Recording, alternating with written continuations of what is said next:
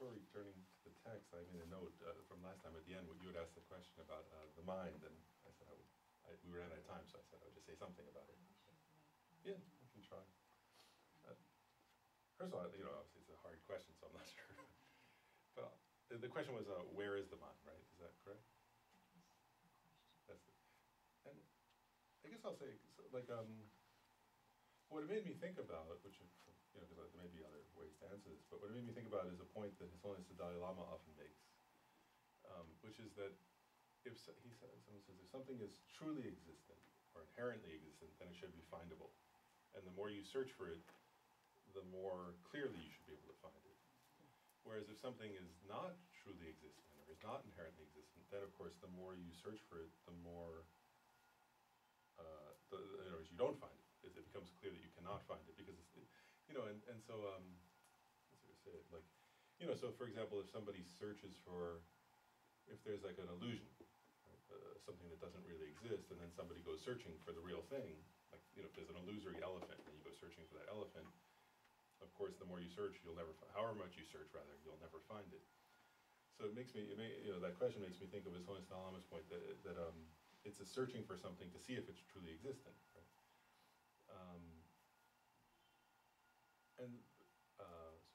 So that makes sense, right? So in other words, and the idea should be, if I'm asking the question, where is the mind, and then I search for it, if the mind truly exists, or inherently exists, or independently exists from its own side, right, as something independent, then it should be findable. And Dalai Lama sometimes says pointable with a finger, like you should be able to point it out with a finger. That's like the sense of something that's inherently real. And so, so sometimes that we ask that question about the self, but a more subtle question is, in no sense, is you can ask about the mind, and that's part of the, so that's a common.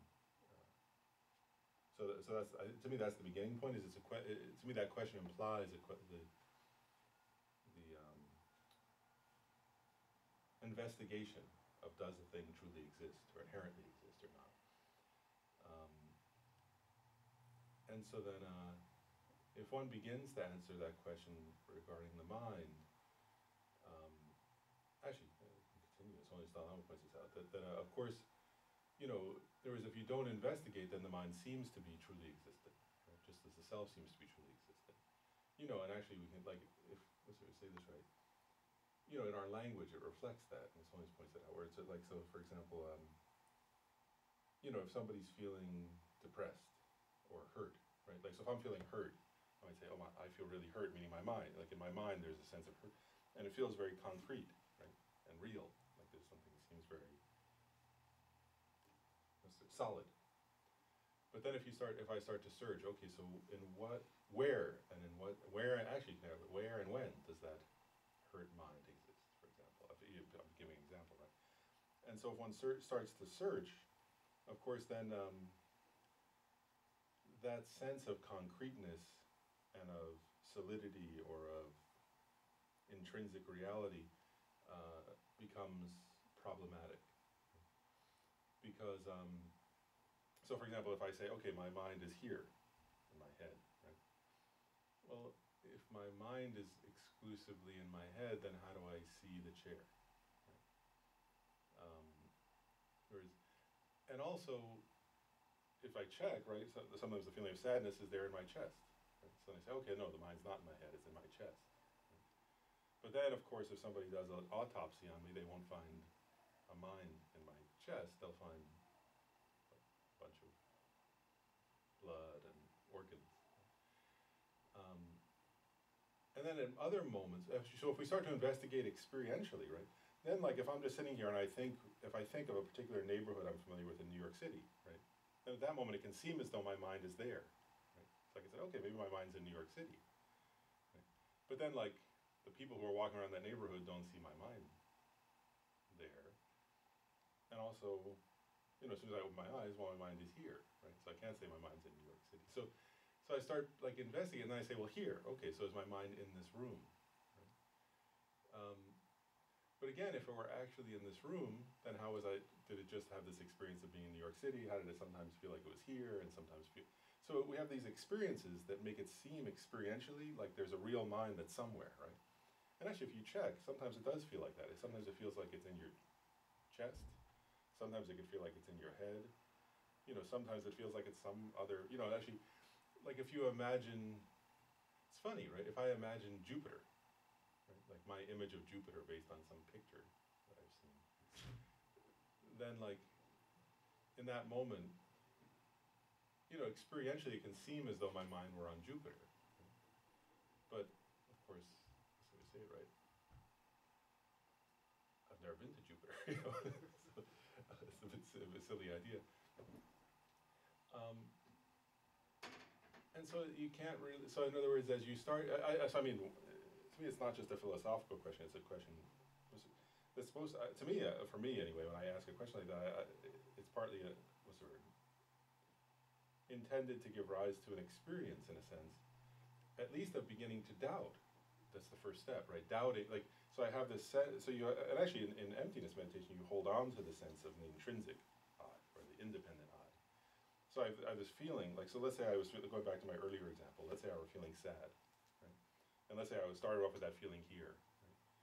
So then I would check, okay, so is there a mind? Is there something really there in my chest that's the mind? So then I would investigate. I say, well, there are a bunch of organs there, but as I look around the room, like it seems like then my mind is over here, and then it's over there, and then it's in my eyes, and then when I hear something, it feels like my mind's in my ears, but then it feels like it's back here. And experientially, you start to say, well, it can't be any one of those places. There's not something pointable. And so you start to, as you hold on to that sense of a concrete I, you start to doubt that it actually exists. And to me, that, from my point of view, that I would just say, I think that's the beginning, in a sense, of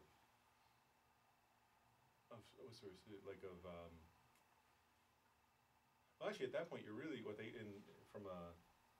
using the language of the Glückput tradition, you would say you're beginning to identify the object of negation, actually, right? So in other words, you're beginning to recognize, oh, wow, that thing that I feel there that seems concrete and real, that's what the Buddha is describing as non-existent, and maybe he's right. Maybe it doesn't exist. You start to have that kind of thought.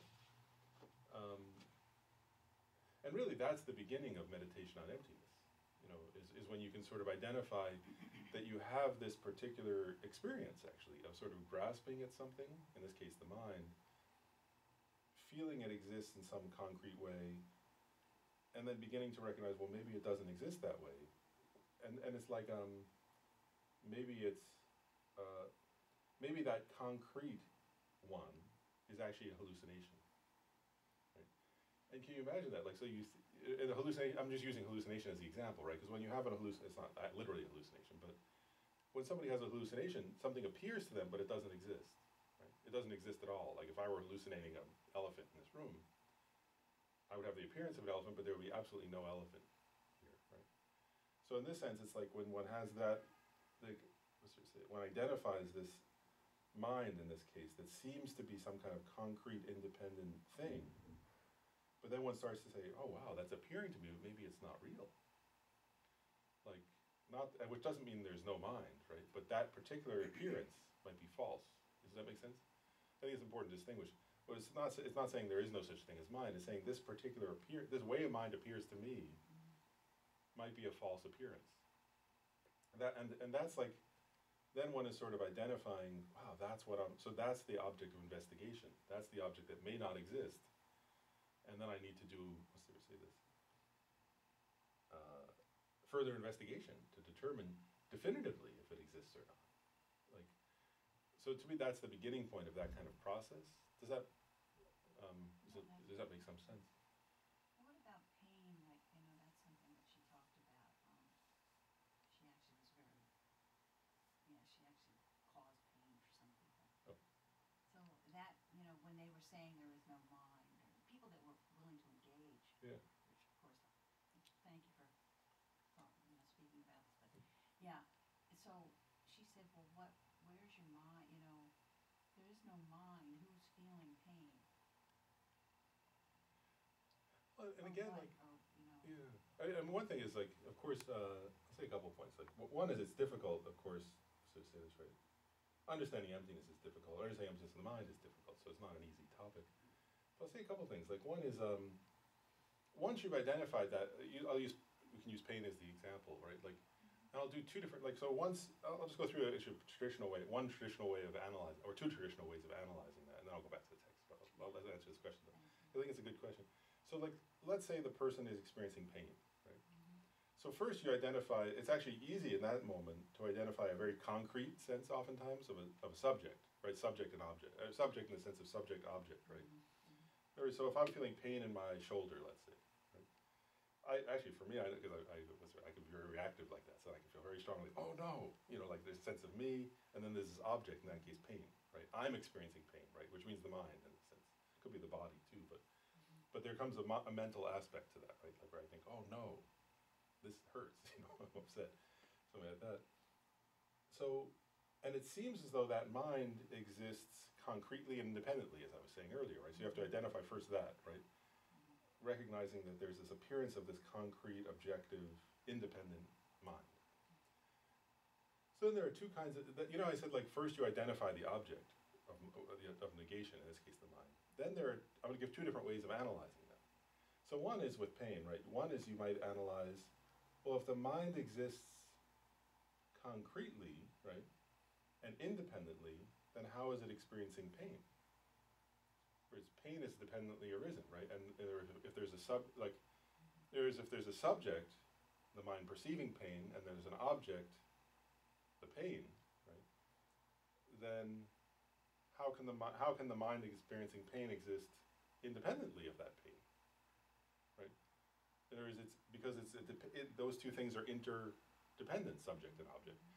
And even if the pain stops, and then I might think, which actually relates to our topic today anyway, suffering.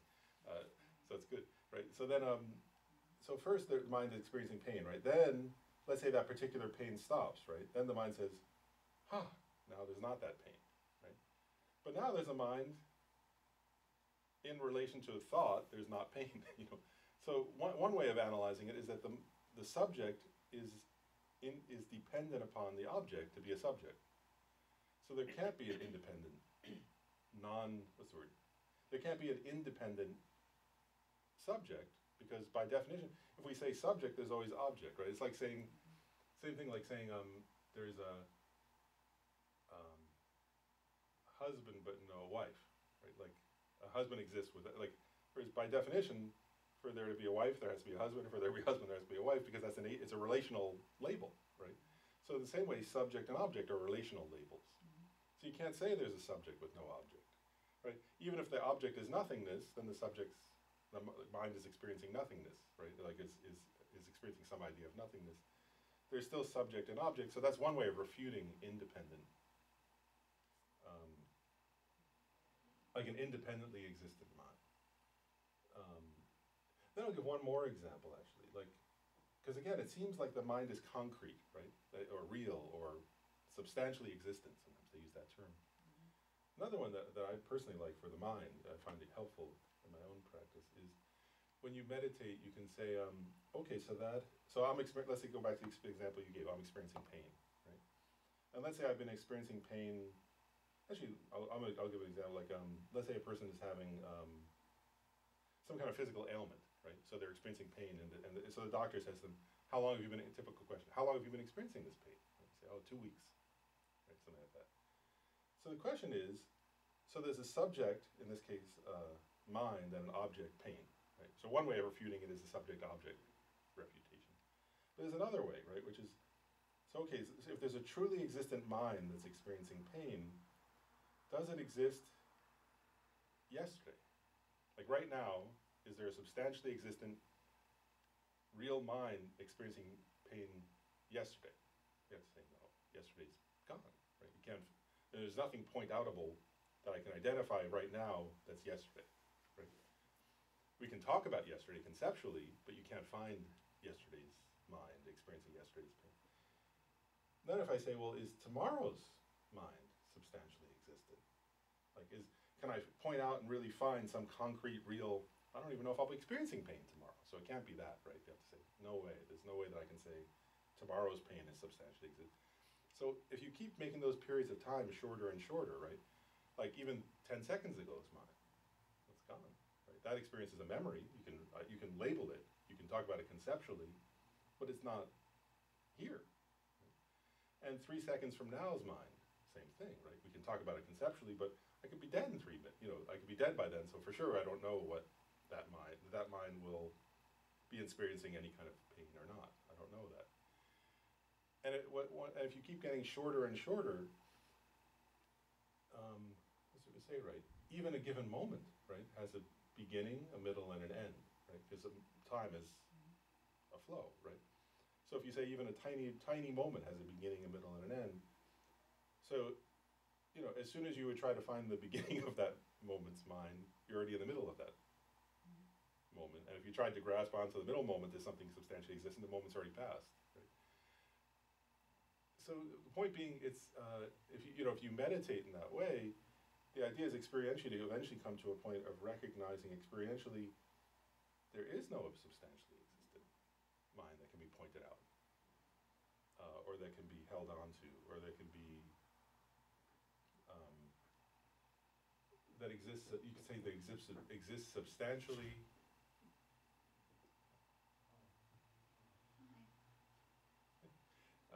So you couldn't say that there's a mind that exists in a way that can be pointed out, or that exists substantially, or that exists from its own side. That's just another way of getting to that recognition. And so there are many different ways to get to that point, but the idea, in a sense, is to identify first experientially this sense of a concrete subject or mind. And then these are different methods, really, to help oneself discover, is that mind real, or does it not exist at all, that particular substantial one? Does that make sense? It doesn't mean the mind doesn't exist, but that way I'm perceiving mind as some concrete, intrinsic, independent thing, one has to investigate, right? Like in the same way that I get my example earlier, if I a person were having a hallucination, there's an elephant in the room, I might say, look, I can pass my hand through this area. You might identify in different ways, right? Like, what's the way to say it? Like the door, you can use logic. The door is too small for a full-sized elephant to come in here, and the window wouldn't work, and so on, until the person comes to the conclusion, oh wow, this appearance must be a false appearance. I'm just using that as a metaphor, an example, to make a point that you would have to use logic, because the person is having an appearance, right? So how do you refute an appearance? Is through logic, or through investigation, or through searching, something like that, in order to discover experientially for oneself that appearance is false. In this case, the appearance of a independent, intrinsically existent consciousness of mind. What is your point now? You are saying probably something like the mind in a previous moment does not exist, and the mind in the future moment we don't know yet. Actually, I'm not saying it doesn't exist, really. What I'm saying is that it doesn't exist. It only exists I would say this, just to be philosophically correct.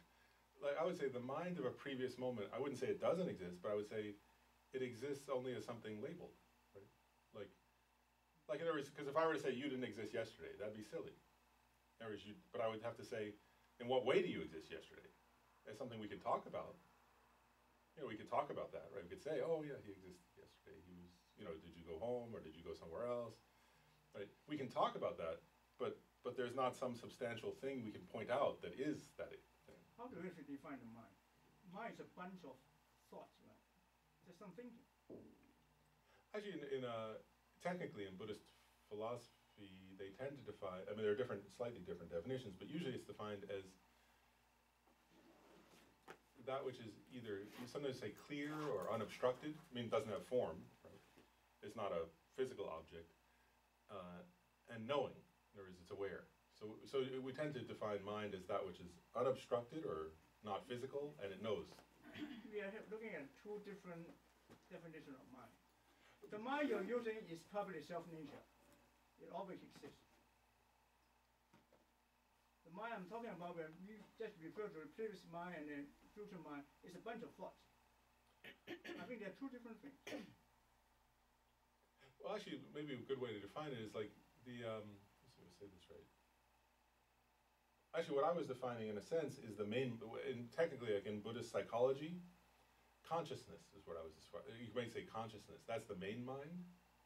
And then there are, like, so then along with that, there are feelings, there are discriminations, there sometimes, you know, there could be anger or joy, there could be mental, you know, and then there's an object of those things, so I might feel angry at a person, have an idea of that person.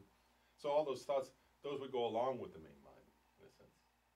So so they go together. There is the awareness, and then all those other things like thoughts and feelings go together with that awareness. Okay, another question. If somebody is not a Buddhist, if a yogi, do meditation, it's possible for the yogi to never understand emptiness. Right.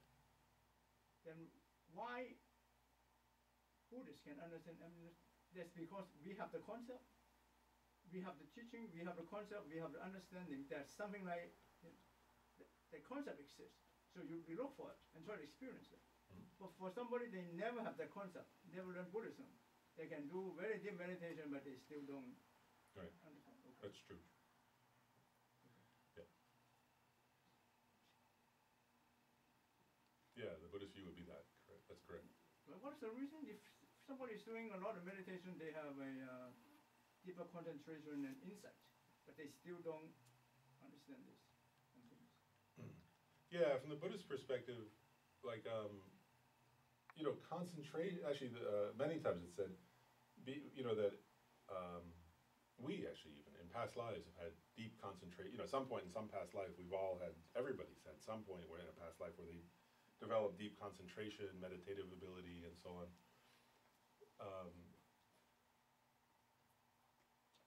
But what the idea actually is, unless you hear from a Buddha, an enlightened being, or unless the teachings of the Buddha exist, let's put it that way, and one hears the explanation, the precise explanation of what is of the ultimate nature of reality, and particularly the sort of way of understanding emptiness, where emptiness is explained in terms of dependent arising, dependent origination.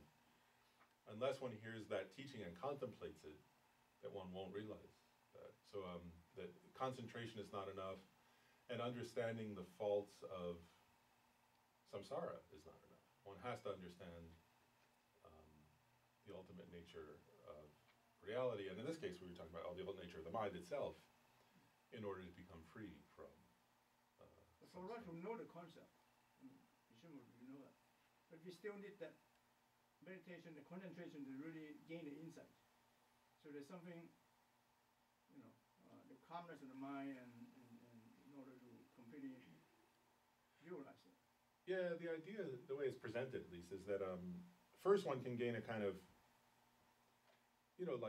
first we gain a kind of, you could call it the wisdom of listening, actually, the three kinds of wisdom they sometimes say. So first, just by hearing about it, we're getting some kind of idea about it. But then the second kind of wisdom is the wisdom of contemplation. So that would be by thinking deeply, after, like, let's say, reading books and studying with Lama or something like that, then one would go contemplate and think very deeply until, the difference is, the wisdom of listening, they say, is through the power of someone else. So if I hear a Lama explain emptiness, or I read a book about it, and while I'm reading that book, I go, oh, that's interesting. Oh, wow, I understand something now. That's a kind of wisdom, but it's a wisdom through the power of the other person's explanation. Then if I go alone and I think deeply over and over again, now, what was that teaching? How does that relate to my own experience? When I feel this, when I feel pain, how does it relate to that? When I feel happiness, how does it relate to that? When I think about this or that topic, in what way is emptiness? Then eventually one can come to an understanding of emptiness through one's own power, through the power of one's own analysis. So that's the wisdom of contemplation. But then they say that's powerful actually and changes a person, but that's not enough to uproot the afflictions, the mental afflictions. So then that's the point where you're saying that one has to unify that understanding with calm abiding meditation. And by unifying those two, the power of that understanding affects us much more deeply, because one is not just, It's not just an intellectual understanding anymore, but it starts to become a deeper experience of that object. And then through doing that over and over again, eventually one comes to realize emptiness directly. So that's why one has to eventually one has to unify the wisdom of contemplation with meditative, single-pointed meditation. You could say. You were saying just contemplating on it, contemplation of it will change a person. Yeah, one thing Khenpo Rinpoche once said, he said, it's not, there is of course, eventually one has to realize it directly through, but he said, just if the person really gains a deep conceptual understanding, he said, actually their life will change in a very big way. Khenpo Rinpoche once said, he said, just a correct conceptual understanding, like it's not just by listening, but by by contemplating deeply. He pointed out, he said, their approach to life, how they feel when people upset them, people do something to them, or bad things happen, or good. He said, just that deep intellectual understanding or conceptual understanding, maybe a better way to say it, he said, will change a person very deeply, but it won't liberate them from samsara. To become liberated from samsara, you have to then unify that with calm abiding.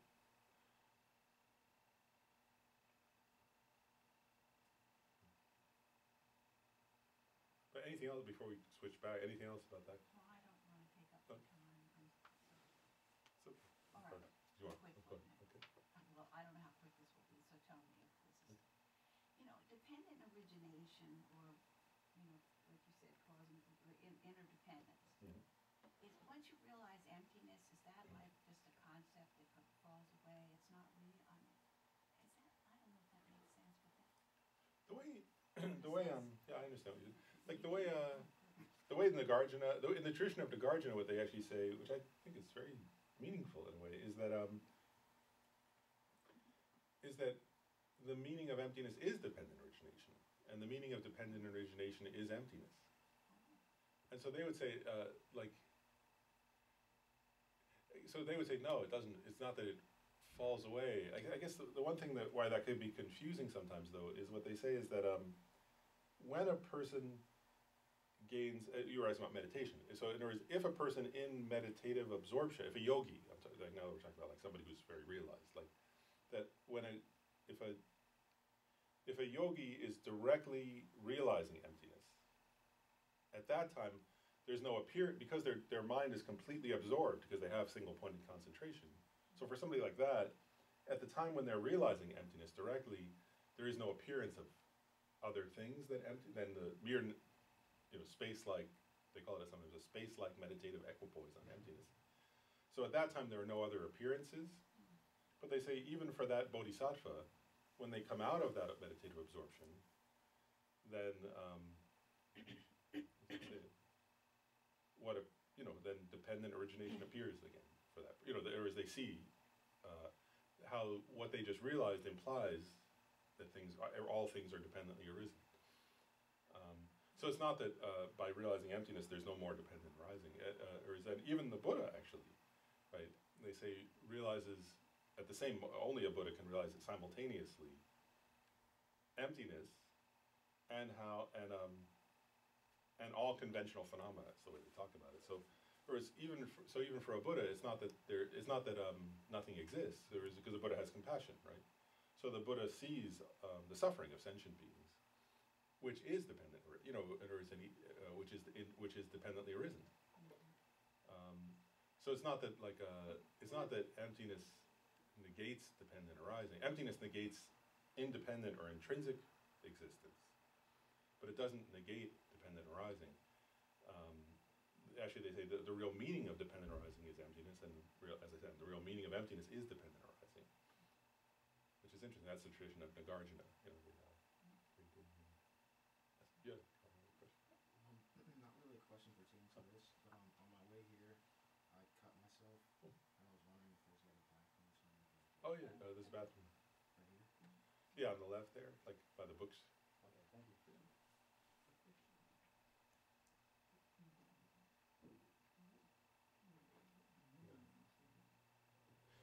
Okay, well maybe I'll go back to the topic of the text, and we can come back to this more, though. It's a good question. Something to really think about, wow, or contemplate. Oh, good. A lot. Good. Okay. So what we were covering, what we left out, we started covering the 8 kinds of suffering, right? And so, remember, as Lama Tsongkhapa points out in the text, that actually, so really, these lists or descriptions of suffering, you can understand them in the context of the 4 noble truths, right? So the first noble truth is the truth of suffering, right? And so here, and why does one contemplate? And we went over this last time, but I'll just remind people just very briefly that one contemplates suffering in order to develop the aspiration for liberation. Right? And later in the text, we'll get to it. Lama Tsongkhapa points out and that's true for the practitioner who wants individual liberation. It's also true for the bodhisattva, right? So either way, in other words, one has to understand suffering in order to wish for nirvana, right? And whether it's for oneself or for others or both. Does that make sense?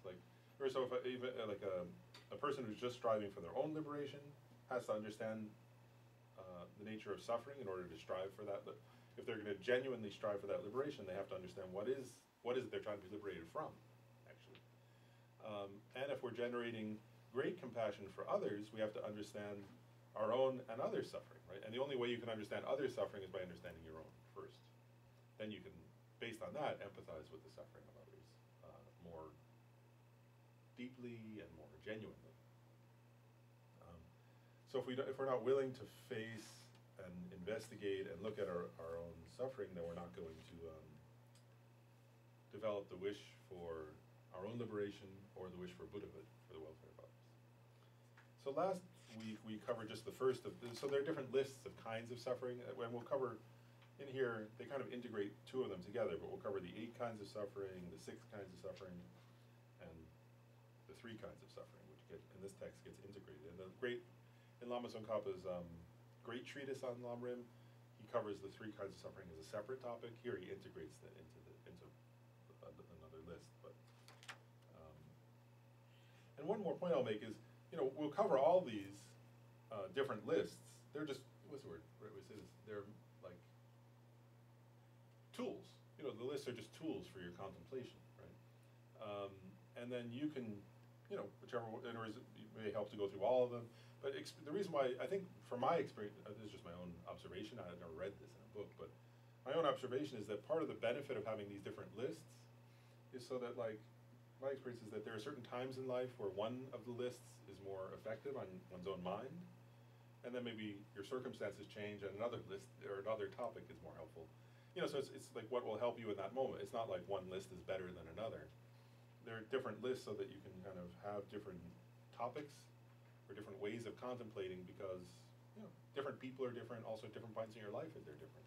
And I've had that experience where at one point, one of these topics will be really, you kind of go, wow, I can really see that. And then a few years later, you go back to it and you realize, another point suddenly is more vivid. Well, and that's part of the benefit. So, okay, so last class we covered the suffering of birth. This is part of the 8, and the first 4 are birth, aging, sickness, and death. That's the first 4 types of suffering.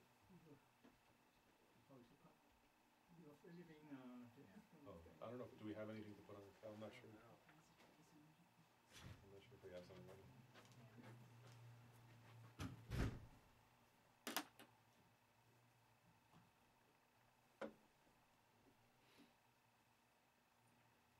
So I won't go back over the suffering of birth because we covered that last time. So I'll move on now to the second of these 8, which is the suffering of aging. Here in this text, Lama Tsongkhapa covers that in 5 points. And actually, I'll read each one and then talk about it briefly. The first one, Lama Tsongkhapa says, one of the sufferings of aging is the complete deterioration of your fine body is such that your spine becomes curved like a bow. Your head becomes white like moss flowers. Your forehead becomes covered in wrinkles like a cutting board. It's a nice, right? Like if somebody's been cutting on a cutting board, like a wooden one, right? Eventually they can get those, what do you call it? All the cuts leave marks.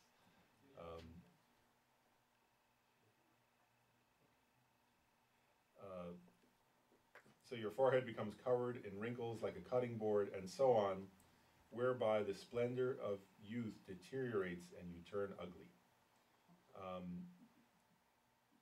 And so, one thing actually, in the commentary on this I thought was interesting was His Holiness the Dalai Lama pointed something. It says in here. I'll say a couple points. One, His Holiness the Dalai Lama points out about this. He said, you know, if we're Buddhist, we should contemplate this point. And then he said, the Dalai Lama said, if you don't contemplate this point, then and you know, if you don't accept the Buddha as your teacher on this point, then your body will eventually become your teacher at this point. And he said, so the Dalai Lama points that out. He says, you know, the Buddhist teachings explain this, and if you don't listen to the Buddhist teachings, then your own body will explain it to you, whether you like it or not. But then also, he said, the Dalai Lama pointed out, he said, but if you wait until your body teaches you every one of these points, by that point it'll be too late to practice Dharma, so better to contemplate it now in order to then focus your mind on practicing the Dharma. That's a nice way to put it. There's another quote, actually, that Pabonker, I'll just share this one. It was kind of funny. Pabonker quotes, I forget who says it, but a famous, I think it's here. Oh, no, here, it's in this text. It's lower down. I'll just say it here because I think it fits to that point. It's a Lama from the old tradition of Atisha, the Tsongkhapa tradition of Atisha says, it's good that old age comes gradually. If it came in a single moment, it would be unbearable. And so he's saying, you know, imagine if like you were 17, right? And suddenly you woke up, like, you know, or like you sneezed or something, and suddenly you were 84. And he says it would be completely unbearable. It's true, isn't it? Like, and he's saying, but since it sneaks up on you gradually, somehow you, well, it's I guess whether it's bearable or not, you have to bear it. Right? Yeah, and it's heaven, isn't it? What's that? In heaven, you suddenly become old and suddenly die in yeah. a short time. Yeah, I don't know. So it must be very scary. So here on Earth, it's a gradual process. You know, one more point I'll share about this one is Geshe Sopa in his commentaries. I like to see. He pointed out it's the nature of impermanence, right? All this is about impermanence, but he says, you know, in reality, of course, things change moment to moment, right? But we don't notice that change. You know, we tend not to know. You know, he points out, he says, especially with objects, right? Like, whereas if you get a table, right? If I look at this table, it's clear to me this is not a new table, right? And he says, he pointed out, but in another text, he says, but when did it stop being new? Right? Was there a certain moment when it stopped being new? He said, as soon as you brought it home, you know, actually, once it was in the store, as soon as it was made, it began the process of no longer being new. And you know, because we tend to like not notice that process, if something gets nicked or, you know, stained, or then we start to notice it. Otherwise, oftentimes we don't even notice the process of change, right, and aging. And the same with our body, right? Like, you really like. One day I heard that. One day I was looking in the mirror and I said, "Oh, are those wrinkles like over here? Did those just appear?" And I was like, "No, they didn't just appear. I just wasn't watching, you know." And I was like, and I laughed, you know. So what he's pointing out is that every moment, the suffering of age, and actually they say in a Buddhist text, they said, when does the suffering of aging begin? Just the moment after the moment of birth ended, you know. That's when we start aging. So here he's talking though about the particular suffering, so we actually contemplate that, right? And I'll say one more point, like, you know, actually it's true, isn't it? But these points about the, you know, the body, right, changing. Like, when somebody, you know, when you're young and say a grandparent describes the suffering of aging, do you think that's me? Like, if I'm lucky, I'll experience that. If I'm unlucky, I'll be dead before I experience it, right? Those are the two options. And to apply them to oneself is the point here, right? So in other words, it's not to think, oh, somebody else. In this contemplation, when you think, you know, my spine becomes curved, my hair becomes white, my forehead, you know, and all that, it's not to focus on somebody else, it's to say, that's true of me, right? That's what's happening to me. And that's a form of suffering. The second one is, he says, the deterioration of the power and strength is such that when you sit down, you resemble a sack of soil cut off its rope, like when it goes down. You know, and do you ever feel that way when you sit down? When you get up, you resemble tree roots being pulled up. It's quite funny language, isn't it? But do you ever hear, like, sometimes I hear myself, right, when I'm getting up, like, I start to make that noise. Ugh, you know, or something like that. When did that start? When you speak, you babble unintelligibly.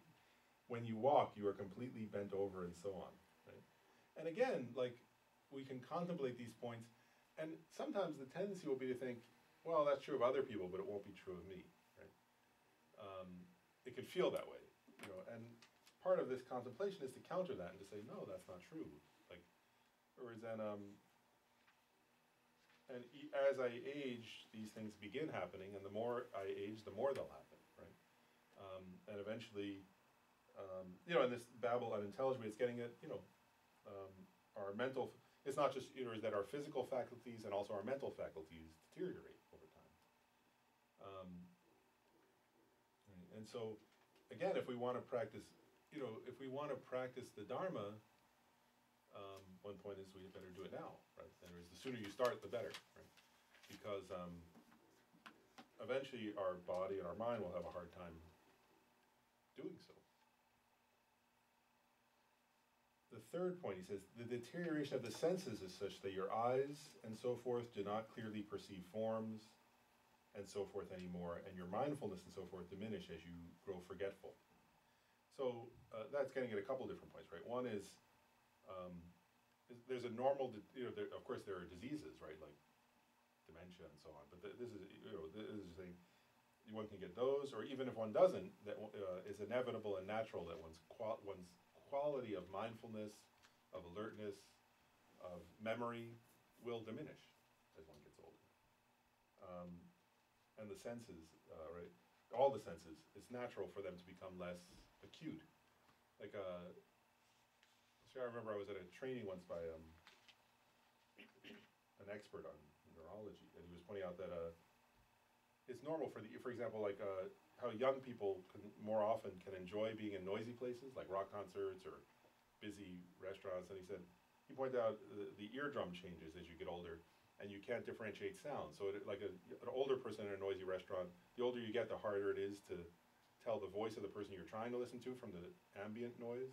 And he was pointing out that's an inevitable part of aging, that everybody's eardrum changes. And so you tend not to enjoy those kinds of things as much because you can't hear properly after a while. I remember I hadn't been to an eye doctor in a long time. I went to an ophthalmologist a few years ago. And I thought, I wasn't sure if something was wrong because I was like having some like, change in my vision. And I thought, the diagnosis was terminal. She said, it's aging. You know, it's like, it's like, you know, the problem, you know, is like the reason your eyesight's getting worse is you're getting older. So it's a terminal diagnosis. You know. But I'm joking, partly, but it's true, right? So that's what Lama Tsongkhapa is here explaining, is that that's going to keep getting worse, right? And again, like sometimes we think, oh, maybe I'll be the one to cheat that, but nobody cheats aging. Right? And like you know, it's the nature of this kind of body is the point, right? It's the nature of the kind of body we have that we are subject to this kind of suffering. Right? It's like it's in the very nature of this kind of life that unless you die, you age and have this kind of suffering. Next one, the enjoyment of sense objects decline. Food and drink become difficult to digest, and you can no longer enjoy other pleasures. And so, again, we forget that sometimes, but it's true, isn't it? In other words, like, as you get older, so say it, like, the range of things, like, you know, it may be spicy foods, it may be, you know, sweets, if you start to develop, what's it called, like diabetes, like your stomach may not be able to tolerate certain kinds of spices after a while. Coffee affects people in new ways as you get older, and so on, right? There are all different kinds of things that happen. And that's what it's pointing out, and so oftentimes we ignore that, saying that's the nature of our existence as human beings on this planet. And the fifth point of the 5 that he makes here is he says, the suffering of your lifespan having deteriorated completely is that due to your lifespan having been largely spent, you face death. And what he's getting at there, in a way, is, you know, again, on this planet, right, we have an absolute maximum of how long we can live. You know, and if you've seen people, right, like, sometimes people die of like disease, right, which would be the suffering, the next one, suffering of illness. But like, if you've had family members or friends, sometimes you see where it's like, they just, what do you call it, natural causes, right? In other words, where you just realize the person's body is just failing, right? One organ after it, like, it's like they've reached their expiration date, and it's just the natural process. It's not because of some particular external, it's not an accident, it's not a attack, it's just the body can only go that long, and then it wears out. And what he's saying here also is that at a certain point, of course, and this happens, for all different ages, but certainly, middle age, and then as one gets older, the commentary explains that there's a suffering of recognizing, oh wow, like I have less time left, like the time I have remaining is definitely now less than the time I've already lived. Right? Then there comes a point where it's like, not only is it less, but it's like down to a quarter. Right? Then there comes a point where if you've lived to my maximum, right, a person would think, if I live to my maximum, it's maybe like a quarter left. Right? And then, if you talk with people, right, there comes a point where it's like the recognition, if you have like, I sometimes think of talking with friends who are in their older age, right, and there's a recognition, oh, wow, this is like, if I take this trip, it's probably my last trip, right? Or I can't drive anymore. This is my last time doing that, or and some recognition, I won't get to do these things, and if there are like certain enjoyments that one wanted to do, recognition, oh, it's too late, I won't get to do that, right? And that happens, and that's what it's saying here. So, and that the person starts to face their mortality, right? And again, if you don't face it in meditation, then you'll face it. Reality becomes our teacher of these points. I'll make a quick side point here. If you're meditating on these kinds of things, right, like suffering, then also, it doesn't say it in this text, but other commentaries say it, like, that you can also, in the time when you're focusing on this kind of topic, you can also take, it really does. I mean, if you're meditating and if you're contemplating, then you can take in other words, then it becomes easy in a way to take external reality as a reminder. So whether it's family members, friends, or even, this time of year you go out and watch the leaves fall, right? And you think,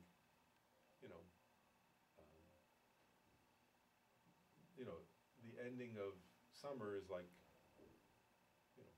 what'll happen with my body? So in other words, we can watch the changes in nature and the changes in our pets and the changes in our human friends and family, and take them as a reminder of these points. Does that make sense?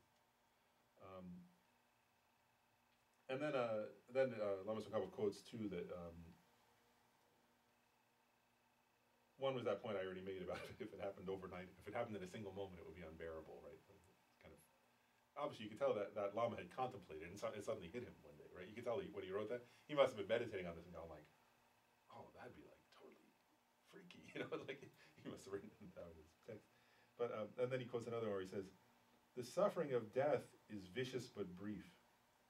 This aging process is vicious indeed, right? And what he's getting at there is that the suffering of aging goes on and on, right, also, right? It's not a sudden, it's not a brief kind of suffering. It's a sort of protracted, prolonged form of suffering. And again, what's the point of all this, right? It's not to get depressed, it's to recognize, okay, this is reality. And if that's the very nature of this kind of existence, do I want to remain in samsara, or do I want to achieve enlightenment? That's the question. Sort of putting this in the context of.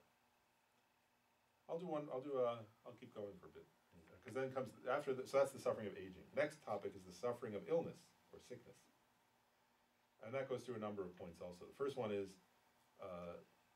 the nature of the body changes, and that the flesh becomes loose and the skin dries up. Right. What it's talking about is sort of we can become like emaciated, right, when we're sick. And actually, if you see people in the hospital, sometimes it's like that, right? Or people who are suffering from a chronic illness. Then it says, suffering and mental unhappiness increase, and you predominantly dwell in them. And that's true, isn't it? And again, you have to think of when you were sick, when I myself was sick, or when others were sick, right? There comes a point, and one thing that the commentary says, which is true actually, is if you meet like somebody who's been practicing Dharma deeply for years, then they tend not to be like this. Right? But ordinarily, we become, there's a physical suffering that comes with illness, and then our mind becomes preoccupied with that, right? And have you seen that? You know, or like, you know, for example, like if you become somewhat sick, right, your mind can become like, where you go like, oh no, is this that? Oh, is that this? You know, nowadays people go to WebMD, right? They're like looking up every, you know, oh, what does that mean? You know, or something, or whatever the website is, right? But it's like that the mind becomes obsessed or kind of preoccupied with the suffering of this illness. And then Lama Tsongkhapa points out here, he says, the different bodily constituents get out of balance, right? So he's talking about things like, you know, that when you have illness, right, like, you know, sometimes, like, it says the water element. He's talking about, like, so for example, people's, like, feet swell or their legs swell up. Or sometimes they talk about, like, you know, or they get indigestion, so there'll be, like, the heat, you know, they're talking about, like, different elements of the body sort of get out of balance. That's what he's saying there. And that, in turn, causes mental unhappiness lasting day and night, right? And, actually, it's quite true, isn't it? And there is, if you, again, there can be exceptions. There are some people who can deal with illness and kind of with a sense of equanimity or peace, but oftentimes it's not, is it? And oftentimes there's a feeling of like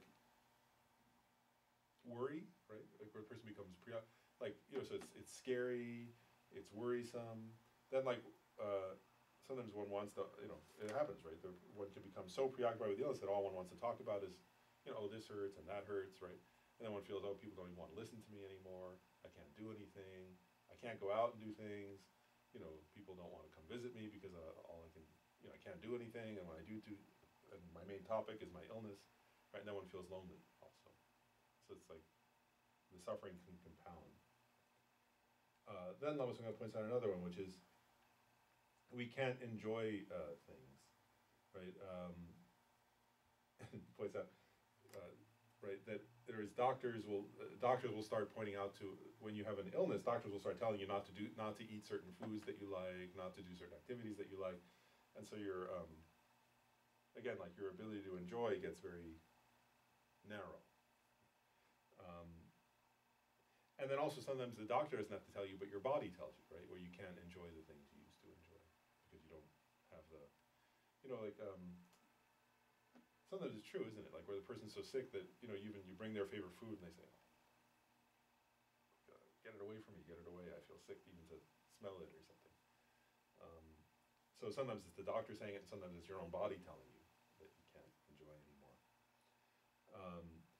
Then another kind of suffering of illness is the treatment itself is the next point. So he's pointing out things like having operations, right, which themselves are very painful oftentimes, usually, actually, right? And tests, right? And if you've ever been in the hospital, right, where they're going, what's the word to say it, like, you know, people don't point out, people, when somebody's staying in the hospital, they can't sleep more than 2 hours, right, because somebody's coming in to take more blood or give them an injection or put a new IV line in or something, you know, so all night, right, there's like that. You know, and again, whatever, like, and you have no choice, right? If you're really sick, right, then you have to go, with, like, whether it's going in the MRI machine, right, and having the loud sound and feeling closed in, or whether it's having tests and having your body cut and things pulled out, and, you know, all that. And, you know, so it's like that. And then the last of these 5 points about the suffering of illness is, you know, then, and again, you know, that eventually, right, one, oftentimes, not for everybody, but oftentimes this happens, right, that there comes a point where it's incurable, right, where you get a diagnosis and somebody says, you know, there's nothing more we can do, right, this illness will kill you, right, and so he's pointing out those are the different kinds of suffering that come with illness or sickness.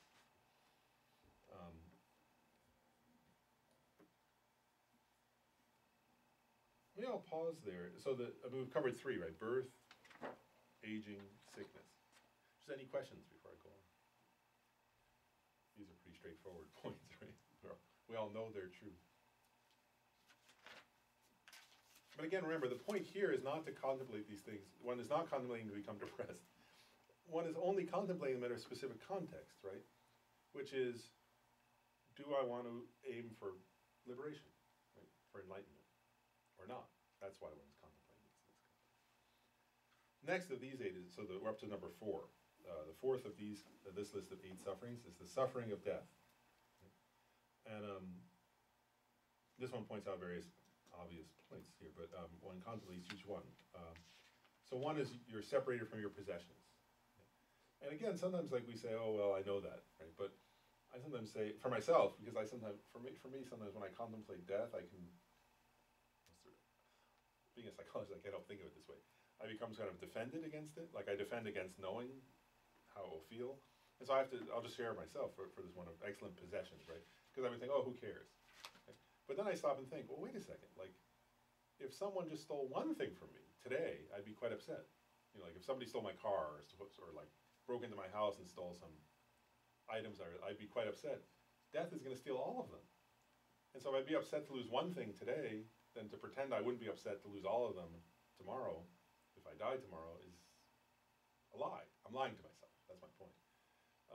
And that's my way of trying to remind myself, not to lie to myself. So one point is that, right? Is like to recognize we do have attachment feeling. And I'll share one more point, like on this point, or death, because death does take away, right? Or whatever relationship. And do you ever have, like, sometimes I just want to make this point a little more. Do you ever, like, if you contemplate this point, in reality, one thing is sometimes you look around, like, if you've inherited anything, it could just be like a sentimental object, right? But from somebody who's passed away, like, I remember like looking at some things I have from my grandparents, nothing of like great monetary value, but things when they passed away, I took them because like a tool for my grandfather because he liked working on things. And so like, sometimes I'll just look at that and I'll say like, wow, like, was this really his? Like, he had it for a brief time, like maybe somebody else had it before him. Like, he's gone, it's still here, right? That experience, and to recognize everything I have, either it'll break or that will happen with those objects, right? And then actually look at them and say, so in what sense is this mine? Right? Like, it was here before me, and it'll be here after me.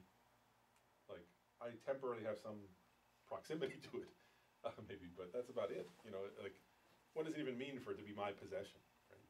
But we feel sometimes very strongly, this is mine, right? But actually, it's temporary. Then also this another suffering of aging is that we'll be separated from relatives. And again, if you think of like the grief that one feels when one loses just one relative, it can be overwhelming. Right? And of course, at the time of death, we lose all of our relatives. All of our remaining relatives are lost in one fell swoop. Then the third point is we lose our companions. So that's different than relatives, right? Like our friends. And again, sometimes if I can say, oh, well, it's okay. But then if I think, you know, if just one of my friends like moves away or dies, it's sad, actually, right? Like, because if there's somebody you see every week or every month and they move out of town or they pass away, like, it's a sad event and it's a loss. But on that, at the time of death, all one's companions, all one's friends, one moves away from all of them at once. And then not only that, but one loses one, it says, as well as your lovely body. Right? So in other words, our body, which it's been our one companion at least, from the, you know, all along. If other people come and go, at least our body goes with us. It says, at that time, even your body gets left behind. Right? And actually, there are some contemplations that, I was going to a little, like, I won't go too far, but they point out that, you know, like we cherish our body very much, but then as soon as you're dead, actually, your body becomes like frightening to people and kind of disgusting and scary, right? Like, so like some people are afraid to, like right now it's like, oh, hi, you want to give a hug, right? But as soon as, a few hours after your death, then actually it's hard to get rid of, it's easier to get rid of trash, right? At least trash you can put on the curb, right? But like, what do you do with a body? You know, it's like it's quite expensive to get rid of one, and like you have to get professionals, right? In our culture, like people come, you pay them money to take it away, right? Like, and dispose of it in a sanitary way because it's actually causes disease and things, right? Like, so so it's a little ironic when he says your lovely body. I think when he says lovely body, he's being a little bit ironic, right? Because actually, as you say, right, like, we're afraid of corpses. Right? And you know, that means, you know, and again, the point isn't like other people's corpses. It's like, this is going to be that corpse. And the last point Lama Tsongkhapa makes here is he says, also at the time of death, you experience suffering and intense mental unhappiness. Right? In the commentary, it explains there are various kinds of mental unhappiness that people experience at the time of death. Like, you know, one is there's just, most people, of course, die with, it's not a physically pleasant process to die, right? So there's a lot of physical pain, right? Then people can become afraid of that physical pain, right? And disturbed and upset by it, naturally, of course. Then another is the pain of all these other things, right? The pain of losing one's relatives and possessions and friends and all that, having to part from them. And then another kind of mental unhappiness is if one has done, you know, they say that the Buddhist teachings say, is it right? How do you say this right? For the best of Dharma practitioners, death is a joyful occurrence. You know, I think it says for middling practitioners, I think they say they die with a sense of peace, and at least the worst practitioners don't have regrets that they practice. Right? But if you haven't practiced Dharma, even if you've pretended to, but if you haven't really practiced, then of course there can be the fear of what comes after death. Right? So if we haven't lived a good life, then there's another kind of mental unhappiness that happens at the time of death. And you know, I'll share one more point. I remember one time Lama Zopa mentioning this to me, and I think it's true, is that even for people who aren't, like what's to say, who in their lifetime aren't particularly spiritual practitioners, there actually many people have pointed out that there's like an intuitive sense of fear that comes if you haven't lived a good life. And I've seen that that's true, actually. And some psychologists who have written books, like, who worked with people as they were dying, describe that also. You know, they sometimes say you die as you've lived, in that sense. So sometimes that's true. And so Lama Tsongkhapa here says, as long as you have not become distressed at these types of suffering, you should think about them over and over again. In that way, the first four become the suffering. So he's talking about these first 4 points, right? Having seen that you will be separated from those 4. So what he's getting at here is that we should contemplate these first 4 sufferings until we develop a wish for liberation, right? For liberation from birth, aging, sickness, and death.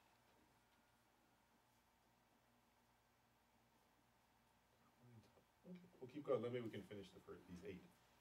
So the number. Oh yeah. I had a question. So why would we separate relatives and companions? I got confused on that. Oh, So so it's still a form of attachment. One is love called attachment, I guess. The second one, and companions. Well, companions meaning. Oh, so he's just getting a different kind. There, of course, it's both both we suffer because of our attachment to them, but he's just differentiating different groups. So one is our family, right? The relatives is our family, but then of course there are people we're very attached to who are not our family, you know, like our best friend or our coworkers or our, you know. So he's pointing out that both can be a form of suffering. Like our attachment to our relatives can be. He risks that. I think that's maybe sometimes more intense for people. So is he differentiating between a blood relationship and maybe a wife and that sort of companion, including that, probably? Oh, that's an interesting question. I'm not sure. I'm just debating. Yeah, I'm not sure if he considers where he would put, if he would put, I'm not sure if he would put marriage as a relative at that point. Right. Or if, I know in the commentary it said companion, I particularly remember one commentary listing like friendship, co-workers, you know, like lifelong friends, things like that. So I think usually one puts a spouse under relatives, but puts other friends under companions. I think so, but I'm not sure. I could double check in the commentary, but I think I don't know. I guess it depends on your label. Do you consider your wife a relative at this point? Do you want to get it on camera? We'll turn the camera to you. We can send her it as a digital file. I'm joking, but Yeah, I'm not sure which way to label that. But definitely it's that differentiation of, that we have the deep, we can have, because also different people are different, right? For some people it's, actually I'll say one more point about that, actually, many times, I mean, over the years I've often, in work, I've often worked with people as they retire, and just the sense of, like, losing the connection with coworkers is quite a big thing, actually, when you retire. Of course at death you lose all those, right, at once again, but, so whether it's coworkers or lifelong friendships or things I think that's, companions includes all of that, right? Neighbors, the different kinds of connection. Even like people in our community that we feel a sense of familiarity and comfort with. Of course, all that happens.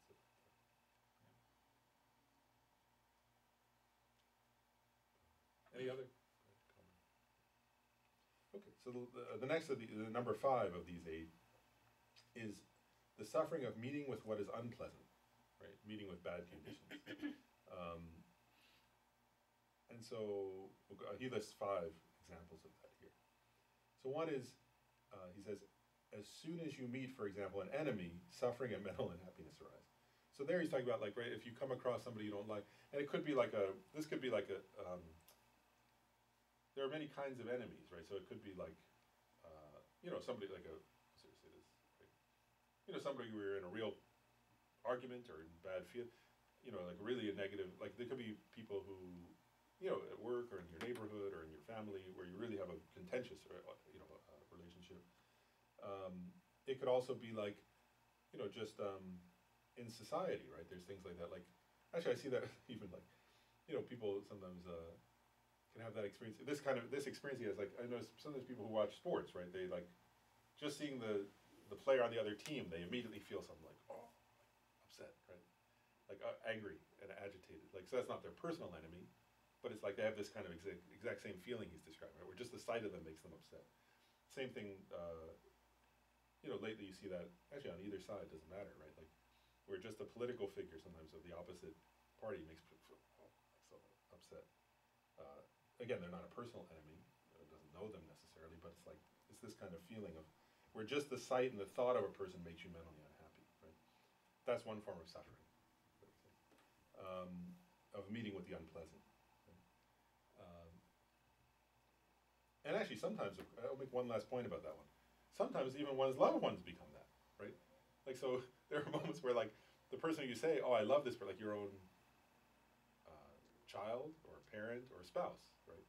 Like, for example, where you say, oh, I love this person, and then, like, on a given day, just the sight of them can make you feel this way, right? Then they also, at that time, they're your enemy in that sense, right? Then the next day they're not, then they are again, that can also happen. Like, so enemy can also be that, right? Your loved ones, like, and that's true, isn't it? Like, the people that if you step back and you're not seeing them, you would say, oh, they're the most important person in my life. But on a given day, just the sight of them can make your stomach upset, like that. Then that's another example of that. Another version of meeting with the unpleasant is, it says you are beset with fear of being punished by them. And so that could mean, like, there are some people, sometimes it can mean, like, if there's somebody, who has power over you, you could be afraid they're going to literally punish you. Or that can also be like fear of being assaulted, fear of being mugged, fear of being attacked, any kind of fear like that, right? From somebody who doesn't like you or wants something from you. Next one is fear of bad talk. So that was physical, right? Physical kind of punishment.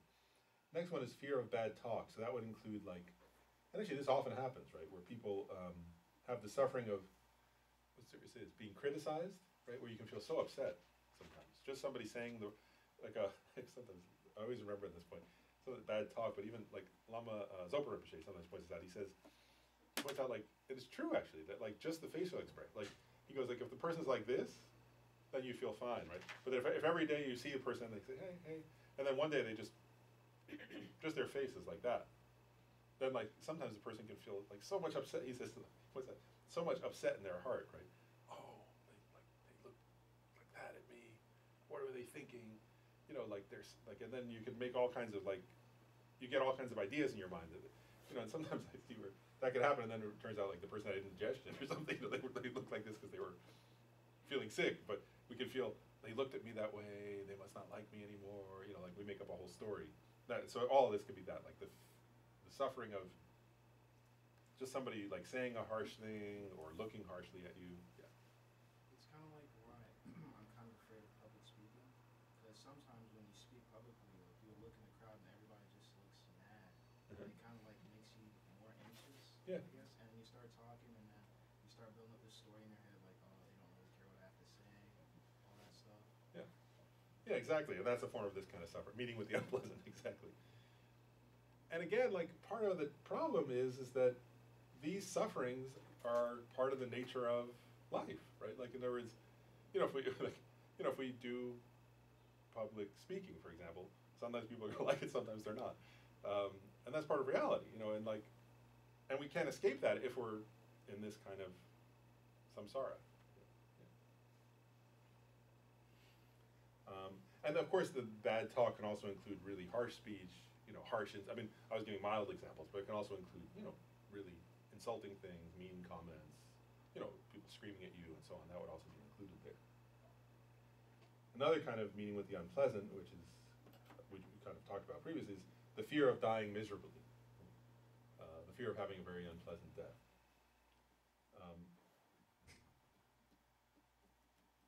And the last one is, you suspect and fear going to the lower realms after death because of transgressing the Dharma, right, which is a terrible kind of suffering.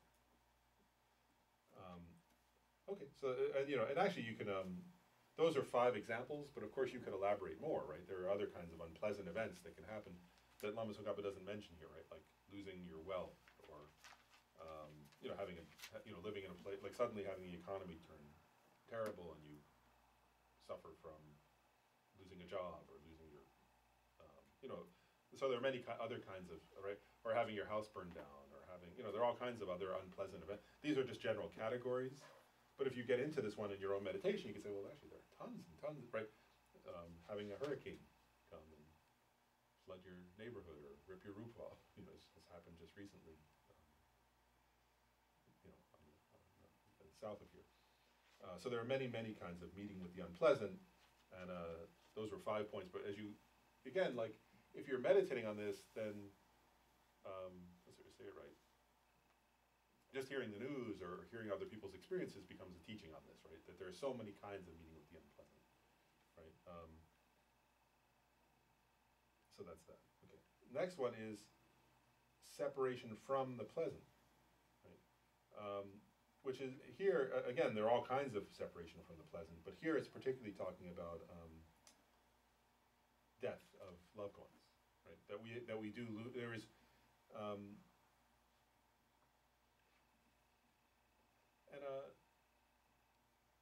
well, I'll read through it, then I'll say it. So he's talking about grief, in essence. So he says, one is sorrow arises in your mind, right? Whereas when you lose someone you love, your mind suffers. Then he says, in your speech there is lamentation. So it's talking about not only your mind, but it, and actually sometimes it's almost involuntary, isn't it? Like you can, or as you weep, or you, that's what he's getting at. It's like, it's not just your mind, your speech naturally, it changes. Actually you can hear it sometimes in a person's voice. Like recently I saw a friend and they were going through a hard time like that. I thought, oh wow, something, like just hearing their voice, I knew something was wrong. Like you could tell their voice had changed from it. Then it says, in your body harm is caused. That's what it actually says. So, and actually that's true, isn't it? Like in other words, I sometimes work with people who are grieving, and I've noticed like a few things. One is it's normal to have almost like flu-like symptoms, even if the person's not sick, just from grief. In other words, that the body, other times there's like severe fatigue. This is what this is getting at, right? It's a normal symptom of grief, is that there's like sort of, sometimes there are like kind of physiological, flu-like symptoms. Sometimes there's just fatigue and sleeping too much, needing a lot of sleep. I was just reading in a book about somebody who was grieving. They were describing, that they would get, what's the way to say it, right? Like chills, and their body was shaking uncontrollably from grief, and they were scared because they thought there's something wrong with me, but it wasn't. It was grief. It wasn't that they had a physical illness, and that's again a normal. One of the normal symptoms that can come with grief. So when it says body is caused harm by grief, it's talking about things like all that whole range of things. I'll pause there. I'll make a point. Like what this is also getting at is that, you know, there's a saying in one of the Buddha. There's a saying in Buddhism: all meetings end in parting. Because what this is getting at is that, that's inevitable, right? In other words, it's inevitable that we grieve. It's part of life. Loss is part of life, and people dying is part of life. And I remember once, actually a couple years ago, my mother's partner. I was meditating on this point, and my mother's partner was these kinds of suffering, and my mother's partner was dying of cancer. And I remember thinking, oh wow, like, she was caring for. She loved him very much, and she was caring for him as he was dying, very lovingly. He was being nice to her too. But I thought, oh, that's the best. Like they lived. They wanted to be together till the end, and they were. And I was like, oh, that's the best case scenario. It wasn't looking. It was like, wasn't looking fun. They were both. I mean, she was, going through a very hard time, and I was like, oh, that's the best case scenario. In other words, they didn't divorce. They didn't whatever. They didn't break up. They didn't. So I was like, oh, that's the best case scenario. It's like he couldn't breathe because he had cancer of the lungs, and he was up all night, and she was trying to care for him and trying to decide whether to take him to the hospital each night or keep him at home. And he wanted to be, all that stuff that happens, right? And I was like, oh wow, that's what you would hope for, compared to the opposite, which is like, oh, they didn't stay. It was like, you hear a story, or they didn't stay together, or they stayed together, but either way, death parts people. Next one is, through remembering the positive qualities of the object, meaning the other person, longing, there's longing and mental torment, right? So it's saying after someone dies, even the memories of the good, let's just say, your memories can lead to mental torment, right? Missing the person. And the last one is you miss the pleasure of being around that person and spending time together. And you may think about, oh, it was so it was so nice to do something on the weekend, or to go here or go there, or celebrate the holiday together, right? And then, and that's part of that, right? The part of grief is like, people talk, if you've grieved yourself or been with people, right? They're like, what do you call it? Anniversaries, right? But also it's like, you say, it's really hard, like, oh, the birthday comes. Oh, we always used to do this on the birthday. Oh, now it's Christmas. Oh, we always spend Christmas doing this other, something together. So all the things that, what's it say? All those things evoke sorrow. That's what it said. And again, on this point, there are other that's all that Lama Tsongkhapa mentions in terms of separation from the pleasant. But of course, there are other kinds of separation from the pleasant too, right? This is mainly talking about the pleasant of people we care about or are attached to. There are other kinds of separation from the pleasant as well, but that's not emphasized. All right, okay, and a couple, at least, next point. The suffering of seeking what you desire and not getting it. Right? And again, these are all parts of life, aren't they? So what that's getting at is in life, part of the nature of life, right, is we want all kinds of things. Oftentimes we work hard to get them, and sometimes we fail. And that's part of life also, isn't it? And he points out sometimes that can be depressing, sometimes it can be discouraging or disillusion. You can feel disillusionment. Of course there are many examples of that, right? Like, so it could be, one is like in business, right? So somebody's trying to get a job and they fail to get it. Sometimes it's the person wants a relationship, but they can't get a relationship. They end up being lonely. Or sometimes people want a child and they can't have a child, right? So there are all kinds of things where people, and again, like people can go to all kinds of lengths to try to get a relationship, a job, a home, whatever that would be, a pregnancy, there are many different examples of things that people seek. And again, like, this is not to say, it's not, let's just say, right? Sometimes we can, like, blame circumstances or blame ourselves. What this is pointing out here is, this is not about blame, it's just saying that's the nature of life, right? In samsara. If you're in samsara, you're going to sometimes try to get things and fail. And sometimes you'll go to small effort and fail, sometimes you'll go to great efforts and fail. And that's just the nature of this kind of existence.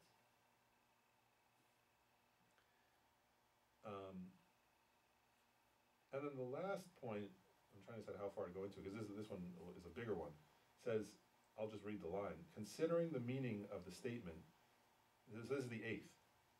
In brief, the 5 appropriated aggregates are suffering.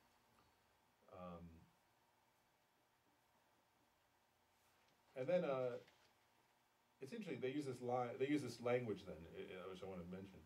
It gives 5 points here, but it uses this language. It says basically the 5 aggregates are a vessel for suffering.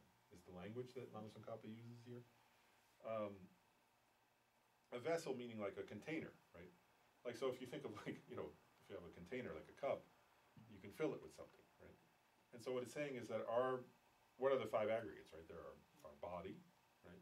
And then there are 4 other aggregates, feeling, discrimination, compositional factors, and consciousness. And what this is sort of saying is like, those are like a bowl that can be filled up with suffering, right? And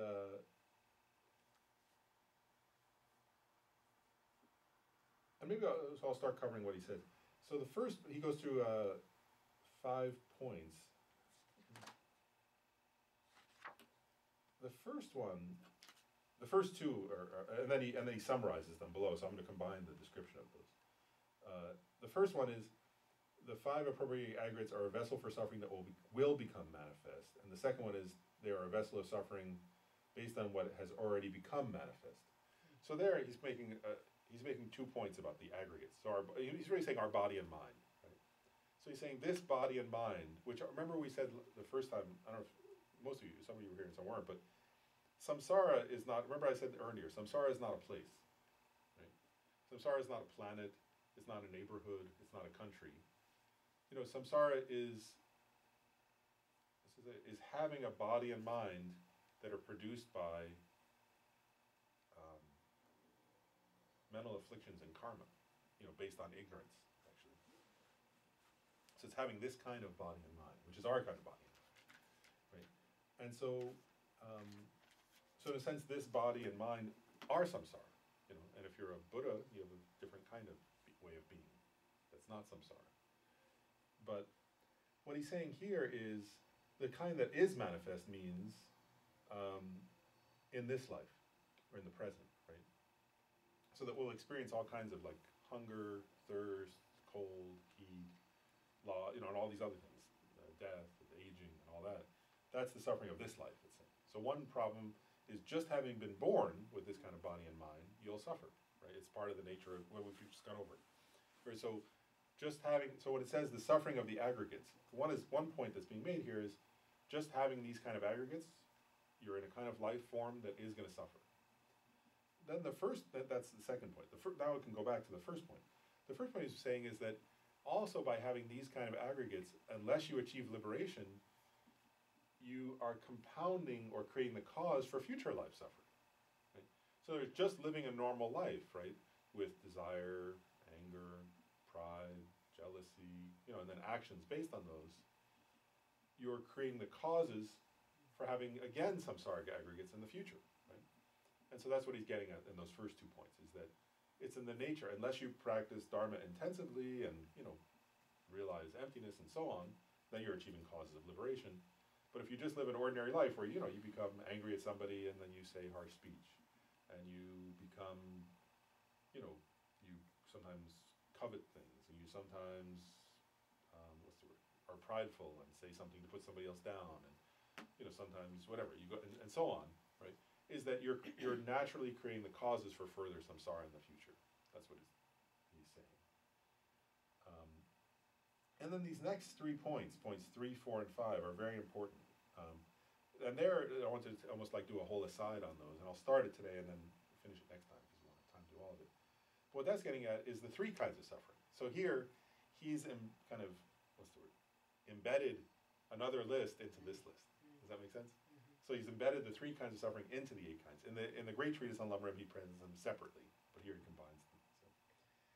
And the 3 kinds of suffering are very important, actually. So we'll go through at least the first 2. of the, and these are increasingly subtle kinds of suffering. Yeah, so let's go through the first two, and the last one we'll spend a long time on next time. The last one is the most important, actually. But let's go through the first. So the first one is easy. It says, it's because we're getting at why are the aggregates a form of suffering, right? So the first is they are a vessel for the suffering of suffering. So the suffering of suffering is the kind of suffering that everybody knows is suffering, right? So that could be having a headache, that could be having a backache, that could be being hungry, thirsty, tired, that could be being insulted and having your mind upset, it could be feeling, let's just say, right, like, you know, any of the things, animals also, even animals recognize the suffering of suffering as suffering. Does that make sense? So like, if an animal is injured, right, and you can see it crying or whimpering or something like that, it knows it's experiencing the suffering of suffering. So one point is, we all experience the suffering of suffering just by having this kind of body and mind.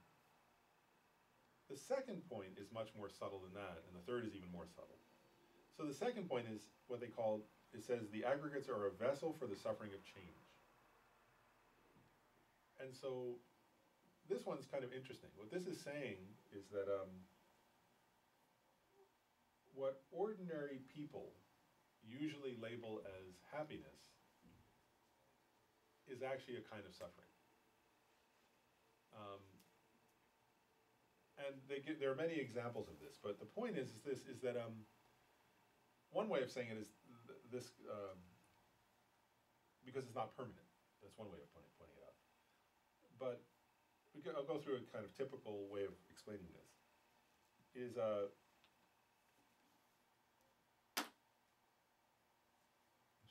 I'll give you an example. If you're hungry, right? So if you're hungry and then you recognize, oh, I'm really hungry, right? And if like you can't get somewhere where there's food quite yet, so you're having the suffering of suffering, right? Whereas that's a kind of suffering where you feel, oh, I feel that, like, that experience of overt suffering, right? And so then you make so that whole time you're suffering, you recognize that, right?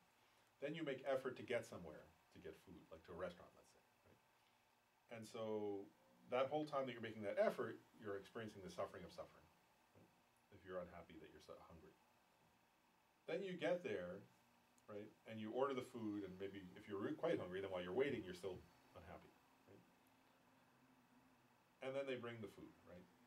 And when you take the first bite of food, like, or first or second bite, you think, now I'm happy. Right? And what this is saying is a few things. First of all, like, we label that happiness, right? We say, now I'm happy.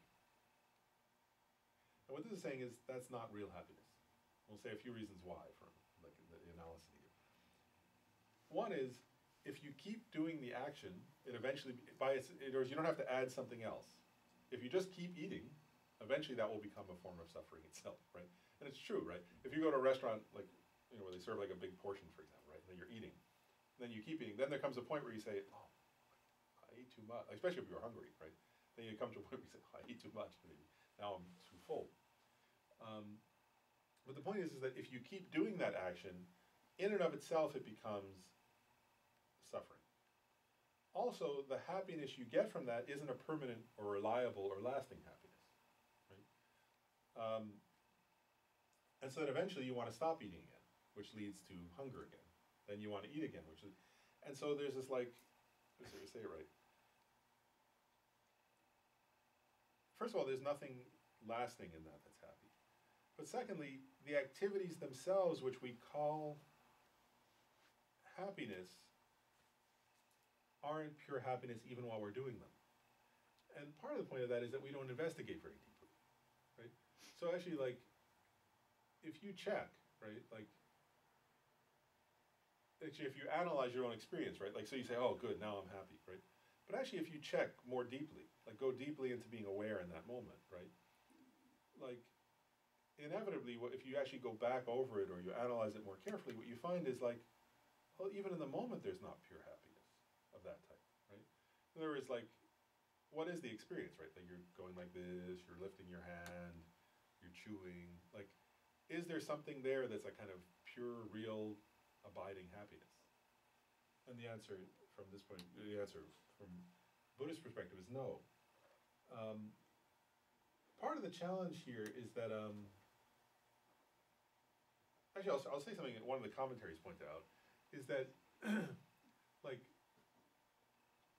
those who have realized emptiness directly, like, so great bodhisattvas, for example, and even, what's it called, like, stream enters, like, so Hinayana practitioners who have realized emptiness, they see this clearly in their own experience. Does that make sense? But ordinary people, now I'm going into my own language for a moment. It's like, because we don't know anything else, actually, well, maybe I'll use the commentary. The commentary says, you know, like, let's see this right, like, yeah, maybe, well, I don't know how to say it the best way, but I'll just put it this way, like, we don't know any better. That's one way of putting it, right? Like, and if that's the only happiness all we ever have is like relief from, it's like a person who's being beaten and they stop being beaten. They go, ah. They like breathe, you know, they can breathe again. It's like, that's a kind of relief, but it's not really happiness, you know. It's not, or like another analogy I'll give is like, if you were in prison and you got, like you receive a letter, right? You might say, oh good, I got a letter. Right? But from the point of view of a person outside of prison, it'd be like, better, you know, yeah, that's better than not getting a letter, but you're still in prison. It doesn't look that, you know, getting a letter in prison is not as good as not being in prison, right? I guess I'm giving an analogy. I think when Arya bodhisattvas and practitioners look at us, they're kind of like that. Does that make sense? Like, okay, you had a sandwich, you know, but you're still, you know, you're sitting in, what's the word to say it? Like, your entire being is pervaded by suffering. I'm glad you got a sandwich. That's better than not getting a sandwich, but you're still miserable. We don't oftentimes see that because we're childish, in a sense. But part of this contemplation of the suffering of change, another analogy they sometimes give is a person on a beach, right? And like, let's say it right, like the person goes and they sit in the sun, right? And they feel, you know, like, actually you pay a lot of money, right? Like sometimes if you're here, right? Like if you're here in the winter time and then you think, I want to get away, right? So if you go to the Caribbean or something, then you say, and you finally get to the beach and you lay down and you think, I'm so happy I'm at the beach. But actually if you do that, right, what happens? Within a fairly short amount of time, you start getting thirsty, right? You start getting hot, like the sun is beating on you. Then you think, either like, I gotta get in the shade, right? It's too much. And then like, if there's, like, you think, is there room under a tree, or is there what's it called, like, beach umbrella or something like that? Then if you can't find that, you suffer, right? Then if you do find that, you go into that, then you might think, now my vacation's good, right? But if you stay there for a little while, then of course you'd start to feel, what, like, either, no, I'm not in the sun, or you feel like, now I need a drink, you know? Then like, did I bring something with me? Then if you have something with you, then of course, then you're on the beach and you think, now I have to pee, you know, so that, but the point being, like, there is no lasting happiness in samsara. You're just going through this process of change, and when you get to the place where like you just got under the umbrella, right, you think that's happiness, right? Or when you get to the place where you just sit down on the beach, you think, now this is happiness, right? But it's like, what's I say? It's like a story you're telling yourself, actually, right? Not you, I'm telling myself, whatever. It's actually true, right? So if I get to the beach and I just like lay down in the sun, it's like I tell some story. I had this idea that would be happiness, so now I must be happy. Right? Actually, if you analyze more carefully, right, if you're on like something, like, you know, are the slats like on your skin comfortable? What are the slats made of? Do they make your skin sweat or something, right?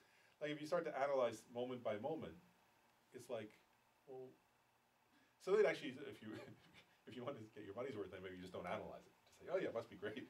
You know, you just tell that story. But what this is saying is if you analyze it more carefully, there is no pure happiness there, because that's not the nature of pure happiness. It's actually, it's a form of subtler suffering. And yeah, so you get the point there.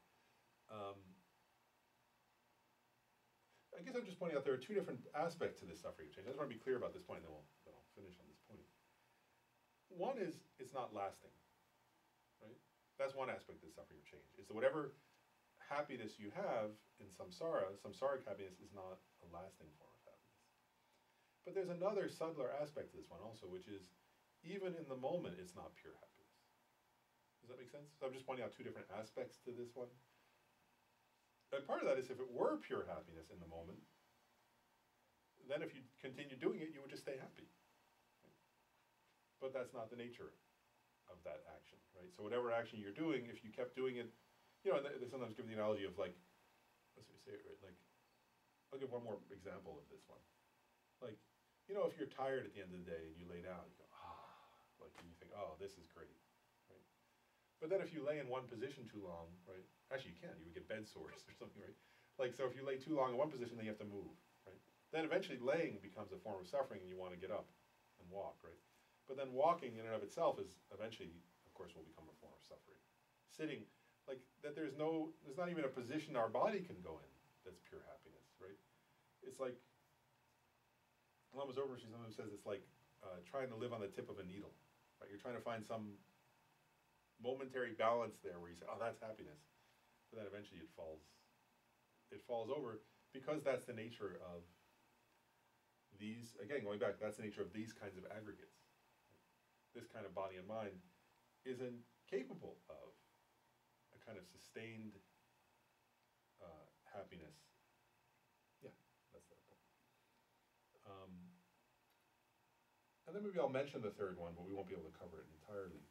Is the third type of suffering of these three, right? So there's the suffering of change, and the third one, here they call it the suffering, the nature, compounding suffering. Or sometimes they call it the all-pervasive suffering of the compounded aggregates. And I'll just mention, you know, in terms of this topic of generating renunciation of samsara, and also of generating bodhicitta, if we don't understand this one, actually, then we don't really understand what samsara is.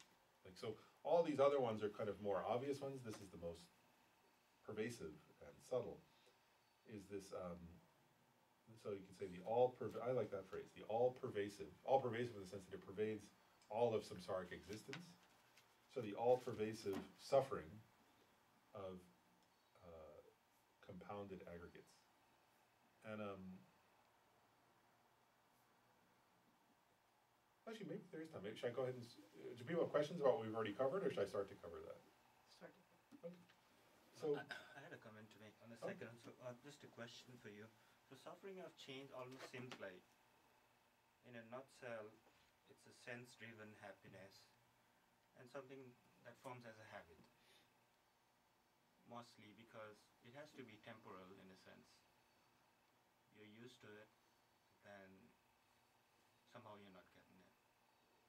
One part of it would be that. The other part would be just at the instance where you're experiencing it as a happiness.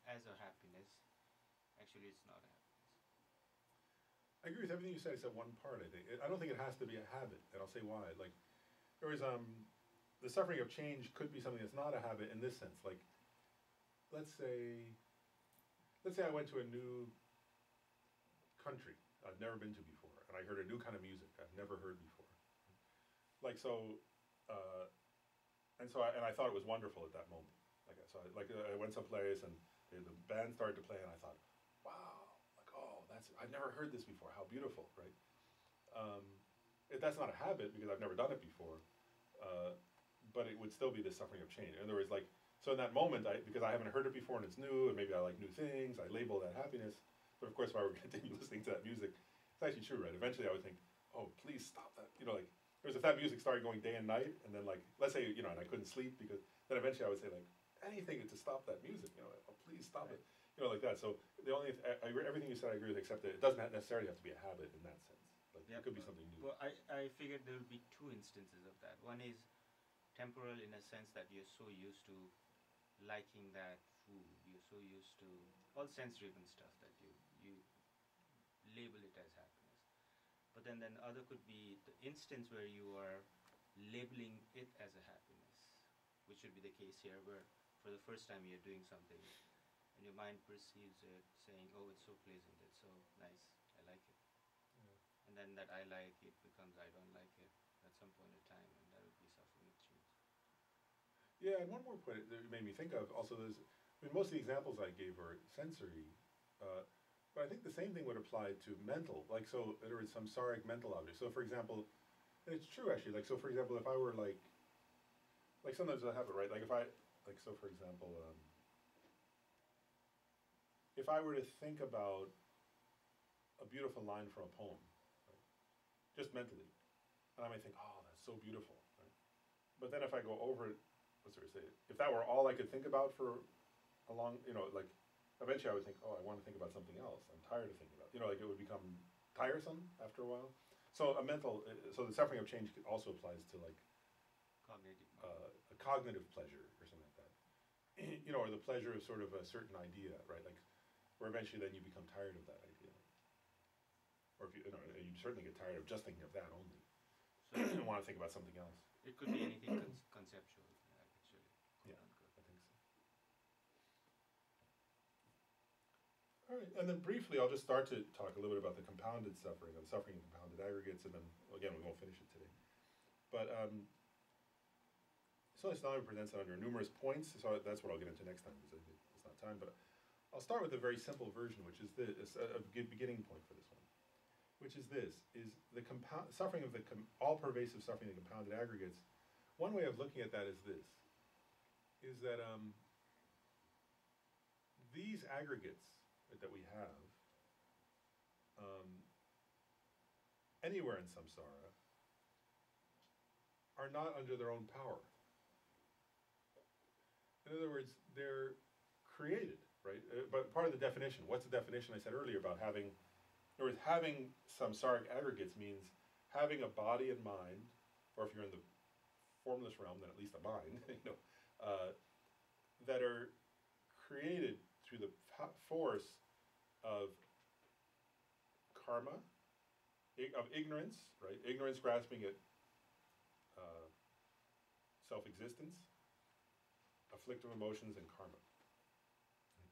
And so if something is produced through those impure causes, it doesn't exist under its own power. It exists under the power of something else, right? So you're not, in that sense, say it right. I'll read a quote related to that. This is from the Holy Dalai Lama. He says, "The psychophysical aggregates are a kind of slave to the afflictive emotions." And so, in other words, they don't exist under their own force or under their own power. They're not free to do what they want because they're controlled by or enslaved to or imprisoned by, you can use different language, depends, but ignorance and the afflictive emotions. And so, in that sense, we're never free of that, right? And we can't, in that sense, until we're free of the afflictive emotions and ignorance, we can't actually do what we want, and we're not in control of ourselves, actually, right? And that's true, actually, right? Like, if you think about this body and mind, right? Like, going back to the earlier examples, right? In other words, if I say, I don't want to have the suffering of illness, ever, I don't have a choice, right? Because I don't have control over this body and mind, right? And sometimes we sort of tell ourselves that we have control over it. We try to convince ourselves. But the reality is that in very fundamental way, I don't even have control over whether I'll be alive tonight, right? And so there's a sense that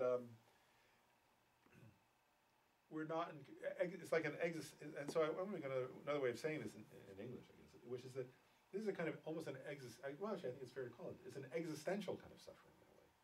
Whereas it's in the very nature of our existence, right? Whereas is that our existence is controlled or conditioned or sort of under the power of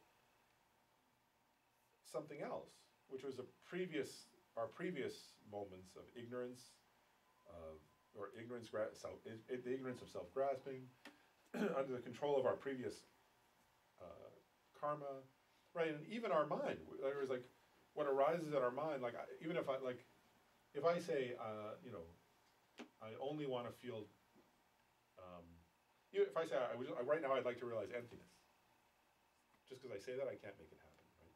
If I say right now, I just want to only have compassion for the rest of the day, then sometimes afflictive emotions will arise without any choice, right? And I guess my point there is that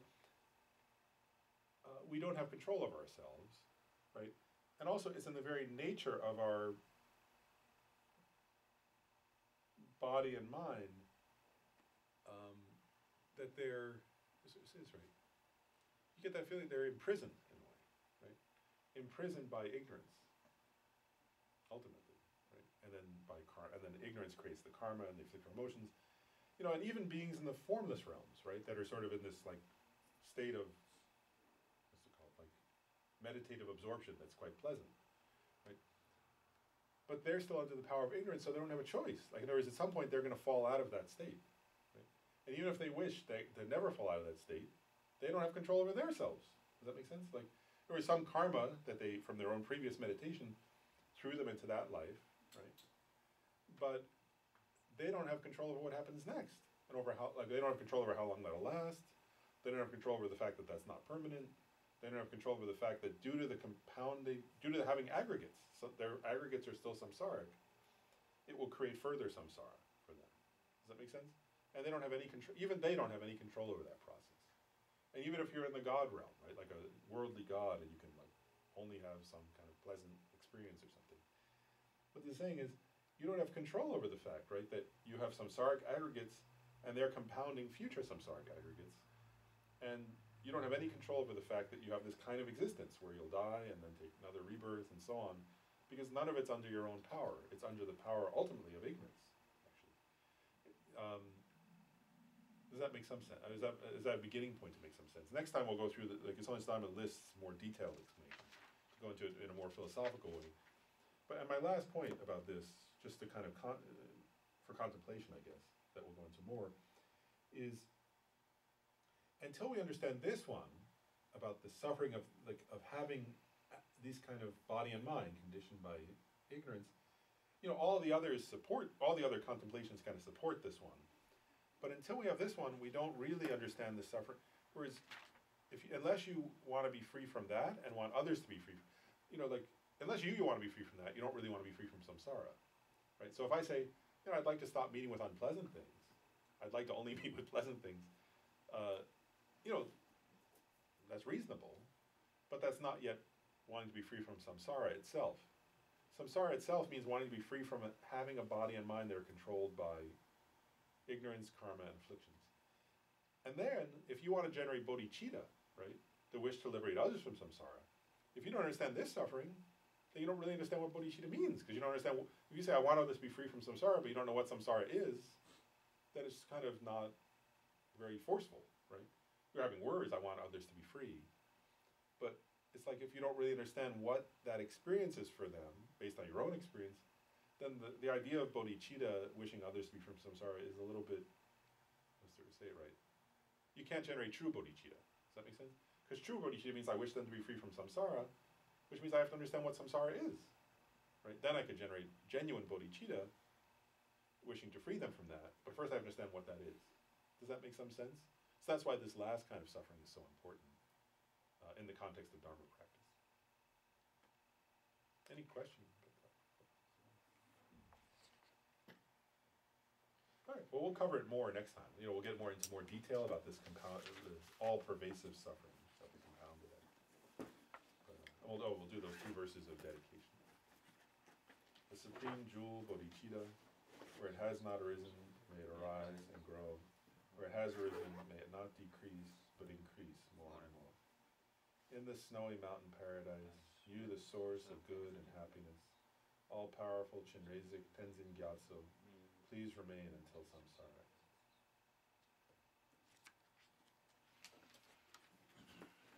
Dr. Lawrence, this 8 points here for the suffering, I almost, I feel, correct me if I'm wrong, the first 7 are related to first and second level of suffering, but then I'm talking on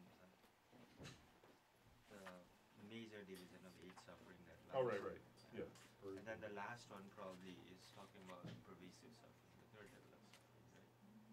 Oh, so yeah. In, So in that sense, birth, aging, illness, these four signs, he's including as first level of suffering. I think that's It's pretty visible, right? that seems reasonable to me. Yeah, yeah. The way Lama Tsongkhapa is presenting it, because he's not he's describing painful.